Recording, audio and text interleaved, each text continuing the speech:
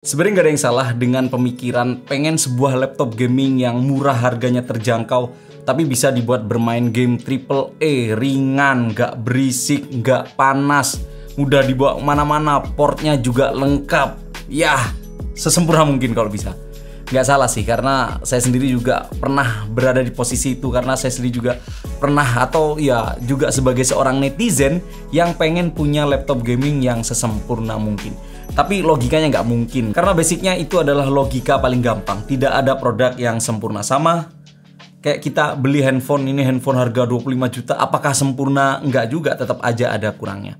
Tapi pada saat saya berkenalan dengan laptop ini, Acer Helios Predator 300 ini, saya harus menyelami lebih dalam untuk bisa mencari apa kekurangannya atau apa yang dikorbankan oleh Acer untuk bisa menghasilkan laptop seperti ini. Oke, kita langsung ke spesifikasi dari laptop ini. Laptop ini menggunakan prosesor Intel generasi terbaru, yaitu 12 Gen Intel Core Processor, yakni Core i7 12700H prosesor, serta GPU Nvidia GeForce RTX 3060 series terbaru. Dan kalau misal kita melihat spesifikasi di atas kertas seperti itu, mungkin saya akan dengan mudah berkata bahwa belilah laptop ini adalah laptop terkencang yang bisa main game AAA apapun. Tapi bukan seperti itu cara channel Ibro Kumar bekerja. Saya akan menjelaskan lebih dalam tentang laptop ini. Tapi sebelum saya membahas user experience dari laptop ini, saya harus memberi kredit kepada Acer. Karena penggunaan dari GPU sendiri, laptop ini menggunakan RTX 3060 dengan power limit 140 watt. Menurut saya ini langkah keren dari Acer. Tapi langkah keren ini menurut saya butuh edukasi lebih ke user pengguna tepatnya. Kalau misalnya user lama mungkin sudah tahu. Max limit dari RTX 3060 ini adalah 140 watt. Itu artinya laptop ini menggunakan GPU termaksimal dari 3060. Dan kalau misalnya kita bandingkan dengan laptop di luaran sana, mungkin dengan harga segini ya, nanti saya akan kasih tahu harganya. Banyak sales-sales akan menawarkan bahwa mending laptop kita di harga segitu kita sudah pakai 3070, RTX 3070. Tapi satu hal yang tidak diketahui kadang-kadang atau tidak diberitahukan oleh salesnya, kadang-kadang 3070-nya itu power limitnya nggak maksimal. Jadi kita sebagai pembeli itu harus menjadi pembeli yang smart buyer, jangan sampai kena kemakan genjutsu para sales itu bahwa produk kami di harga segini dapat RTX 3070, 3080, tapi tanpa menjelaskan embel-embelnya. Yes, jadi laptop ini menggunakan 3060, power limitnya 140 watt, dan itu menurut saya sudah sangat luar biasa sekali. Dan daripada kalian beli 37 tapi kemampuannya disunat, 3060 max power limit pilihan terbaik menurut saya. Jadi pesan saya adalah jangan beli laptop gaming hanya terpaku pada angka GPU-nya yang terlihat lebih tinggi. Oke, untuk CPU-nya sendiri laptop ini menggunakan Intel Core i7 12700H, fabrikasinya Intel 7, base power 45 watt. Ada 14 total core yang terdiri dari 6 performance core dan 12 thread dan 8 efisiensi core. Intel Iris grafik masih aktif ya, jadi kita akan masih menemukan grafis bawaan dari prosesornya dan punya 96 execution units. Untuk RAM 16GB, DDR5 4800, dan yang terpasang ini satu keping. Dia tampak seperti single channel tapi ada 2 slot sebenarnya yang bisa kita maksimalkan. Jadi total kita bisa memiliki RAM 32GB. Tapi ingat, RAM-nya DDR5, RAM yang sangat kekinian banget ya. Kemudian untuk SSD slotnya dia ada 2, masing-masing 512GB. SSD NVMe PCIe sudah Gen 4. Ada 2 slot SSD M2. Jadi ini sudah menggunakan PCIe Gen 4, lumayan kencang. Nanti saya akan kasih tahu speed testnya. Lalu untuk performa sendiri bagaimana? Baik untuk kemampuan gaming atau produktivitas atau real usage. Untuk performa gaming seperti ini, CSGO 1440p low, 200 sampai 280 fps dapatnya ya. Kemudian Dota 2 1440 160 sampai 190 fps. Shadow of Tomb Raider 1440p dapatnya 60 sampai 80 fps. Kemudian Death Stranding 2K 1440p 110 sampai 130 fps, dan Assassin's Creed Valhalla 1080p very high 70 sampai 90 fps. Lalu untuk performa real usage-nya hasilnya seperti ini. Saya nggak banyak-banyak.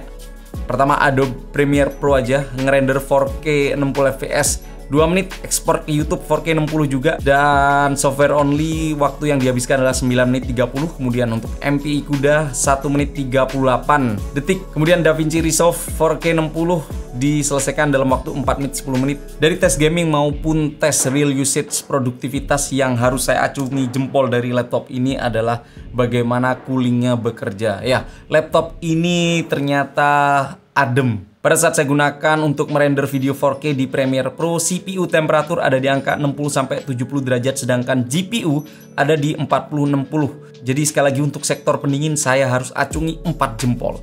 Lalu secara user experience saya merasakan area yang agak hangat di posisi kiri atas aja.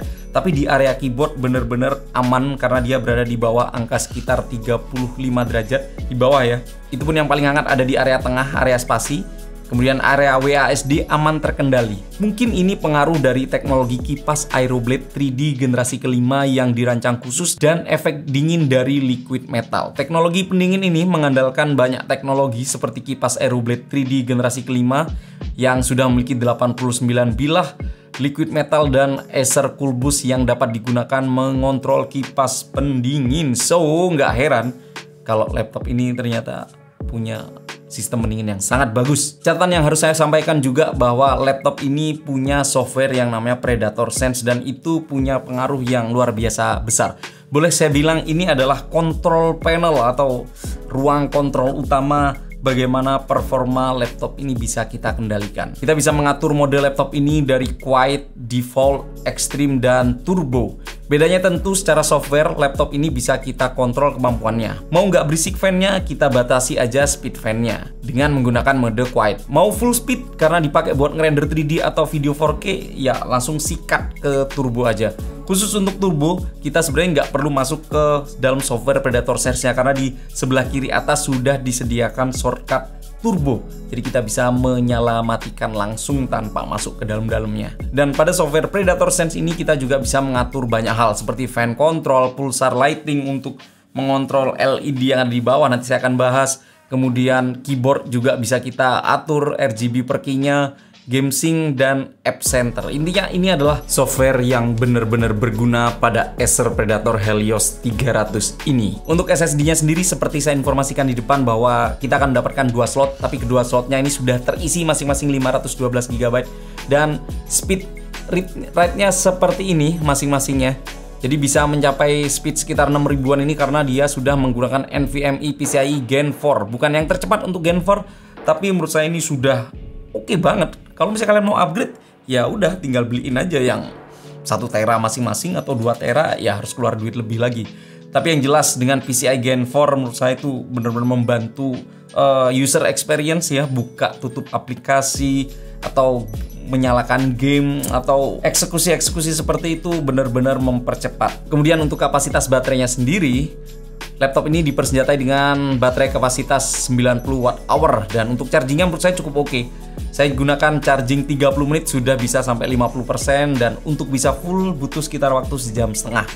Tapi pada prakteknya saya jarang menggunakan laptop ini menggunakan baterai karena saya biasanya colok terus. Dan saya atur pengaturan baterainya itu mentok maksimal 80%. Tujuannya adalah supaya memperpanjang usia dari baterainya itu sendiri. Cara untuk ngaturnya gimana agak tricky, tapi saya langsung googling. Kalau misalnya teman-teman mau juga silahkan googling aja cara bikin percentage baterai Acer gitu aja, 80% itu bisa kok. Dan untuk berat chargernya sendiri kita akan mendapatkan kepala charger yang ukurannya lumayan dengan bobot 994 gram. Kemudian untuk layar dari laptop ini sendiri berukuran 15,6 inch QHD 2560x1440 dengan panel IPS 165 Hz juga. Ini layar laptop khas gaming. Dan untuk keakuratan warnanya sendiri saya harus acungi jempol karena Acer sudah memiliki 100% DCI IP3 300 nits. Dan ini penting buat para konten kreator karena memiliki layar yang akurasi warnanya tinggi itu artinya membantu pekerjaan mereka saat proses coloring dan yang biasanya tuh memang harus akurat ya. Tipe layar sendiri dia memiliki layar matte yang diberi nama oleh Acer sebagai Comfy View Display. Positifnya adalah Saat digunakan pada kondisi dekat dengan cahaya dia tidak memantul. Kemudian bezel di kanan kirinya ini lumayan tipis tapi agak tebal di bagian atas karena dia memiliki webcam dengan resolusi 1080p. Kemudian untuk audio, dia menggunakan dual stereo speaker by DTS yang posisinya ada di kanan kiri laptopnya sebelah sininya ya. Dan kalau mau ditaati kita bisa melakukannya pada software DTS:X atau kita bisa juga menggunakan software Predator Sense yang ini. Ya, Acer True Harmony itu bisa diotak-atik di sini. Kemudian untuk portnya sendiri atau konektornya di sebelah kanan kiri tampak minimalis malah. Sebelah kiri itu hanya terdapat USB 3.2 Gen 1 audio jack dan sebuah Ethernet. Lalu di sebelah kanan ada USB 3.2 Gen 2 lalu USB 3.2 Gen 1. Dan di sebelah belakang terdapat port DC-in, Thunderbolt 4, HDMI dan mini DisplayPort. Ya, mayoritas colokan-colokannya itu ada di bagian belakang. Dan kemudian untuk keyboardnya sendiri kita akan menemukan keyboard dengan full layout plus numpad. Ini khas Acer banget. Terdapat tombol khusus juga untuk shortcut software Predator Sense. Jadi kita tidak perlu membuka softwarenya melalui quick start sebelah sini. Tombol WASD juga punya border yang agak beda. Yang beda tuh WASD, kemudian tombol arah panah dan juga tombol Predator Sense. Kemudian kalau misalnya kita lihat di pojok kanan itu ada tombol power. Tapi berdasarkan user experience saya ini aman, jarang sekali kepencet. Karena kasus sering kepencet itu kalau misalnya kita mau ngehapus teks dengan backspace ya. Kalau misalnya tombol powernya itu terlalu dekat dengan backspace biasanya itu kepencet. Tapi ini karena posisinya agak jauh, aman-aman saja. Dan keyboardnya ini sudah menggunakan 4 zone RGB dengan 4 tingkat kecerahan. Kemudian untuk touchpadnya sendiri memang ini posisinya sepertinya agak miring gini ya. Dan apakah enak? Nggak tahu juga, no comment. Karena pada dasarnya pada saat saya gunakan sehari-hari, saya tuh menggunakan mouse. Saya menggunakan MX Master 3. MX Master 3 ini sebagai mouse produktivitas saya. Jadi keberadaan touchpad di sini saya rasa saya cukup abaikan. Saya cuekin tempatnya. Dan poin atau faktor terakhir yang saya bahas adalah desain dari laptop ini. Yang menurut saya sepertinya ini adalah yang harus dibayar oleh Acer untuk bisa menghasilkan laptop sekeren ini. Bukan maksudnya adalah desainnya itu jelek, tapi ini adalah desain yang sama yang kita temukan pada Acer Predator Helios 300 generasi sebelumnya. Itu artinya kan Acer tidak perlu biaya riset baru lagi untuk menghasilkan laptop. Tapi secara desain ini benar-benar khas Acer banget. Dan kita lihat di bagian belakangnya nih ada tonjolan dari laptopnya sendiri yang menurut saya itu benar-benar membantu banget proses sistem cooling dari laptop ini. Dan untuk bahannya sendiri dia perpaduan antara dua bahan, yaitu bahan polikarbonat dan juga metal.